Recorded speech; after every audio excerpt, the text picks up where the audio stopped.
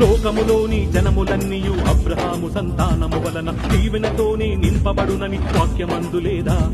అనేకుల గూర్చి చెప్పినట్టుగా సంతానములు అని చెప్పక ఒక్కడి గూర్చే చెప్పినట్టుగా సంతానమని వాక్యముందిగా.